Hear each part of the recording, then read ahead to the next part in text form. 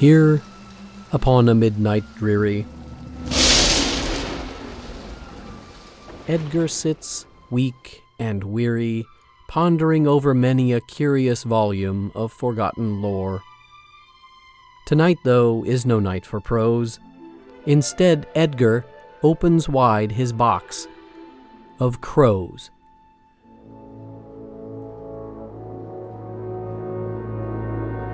Crows is a tile-laying family strategy game. It's for 2 to 4 players. It plays in 45 minutes.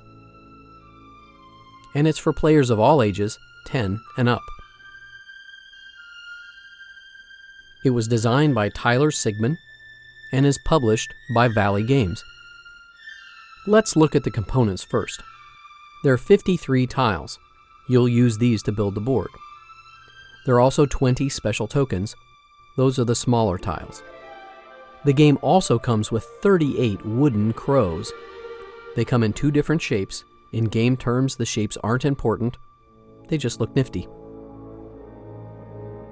There are also 8 shiny objects. You'll use 1 gem to attract crows during the game, and the other to mark up your points on the scoreboard. Let's talk about the 6 regular board tiles. You'll use these tiles to create the board as you play. There are 4 tree tiles. There's a tree tile with 1 crow, 1 with 2 crows, 1 with 3 crows, and an empty tree with no crows at all. There's also a cemetery tile, and a trinket tile with glittering goodies. There's 1 other board tile. Each player gets 1, the trash tile, but we'll talk about it later. The shiny objects in this game are crow magnets. The crows can't resist them. The crows will flock and fly across the board to score you points. The 5 special tokens in the game allow you to break the normal rules just for 1 turn, or they'll allow you to score extra points at the end of the game. To set up, we'll create a board by picking out 9 random tiles and setting them in a diamond shape, leaving holes between each tile. Add wooden crows to any tree tiles that are revealed, 1 crow for each crow pictured on the tile. Stack up the rest of the face-down board tiles to form a draw pile, and you're ready to begin the game. A game of crows is played over several rounds. Each game round has 3 parts: player turns, crows fly, which triggers scoring, and then crows scatter if necessary. On your turn, you place a tile, adding to the board, and then you place your shiny object on a tile. To place a tile, first you pick the top tile from the draw deck. Then you may place it anywhere on the board so long as one edge of the tile is touching another tile. This means you can't place a tile off by itself, and you can't place a tile whose only connection is diagonal. That's part 1 of your turn. Part 2 is placing your shiny object. To do this, you simply place your shiny jewel on a single tile on the board, but there are a couple of restrictions to keep in mind. You can't place your jewel on a tile that already has wooden crows, you can't place your jewel on the trash tile, and you can't place your jewel on a tile that already has one. So, players, in turn, play a tile and then place their jewel. Then the crows are ready to fly. Before the crows take off, though, let's talk about the different types of tiles and how your jewel will help you score points. Remember, there are 7 types of tiles. 4 of them have trees. Some trees are empty. Others have 1, 2, or 3 crows. When you place a tree tile with crows on the board, you place an equal number of wooden crows on that tile. So if you place a tile with 2 crows, you put 2 wooden crows on that tile. 1 crow on the tile, 1 crow on the board. Same thing with 3. Now the cemetery tile doesn't have crows, but crows who land here later will score double points. The trinket tile has other glittering goodies on it. This tile will break ties during the scoring round when crows decide where they'll fly. Last, you have 1 trash tile at your disposal. The trash tile is the only tile that can distract crows from shiny things. If they fly over a trash tile, the crows must stop for a snack. The type of tile you draw will help you decide where you might want to play it to the board and where you might want to place your shiny object as well. Now we're ready for the second part of the game round. Crows fly and players score points. Remember, the shiny objects on the board are like crow magnets. The crows will flock to them, flying in straight lines, horizontally or vertically. Crows will always fly to the jewel that is closest to them, but they won't fly over gaps or holes in the board. Think of it this way.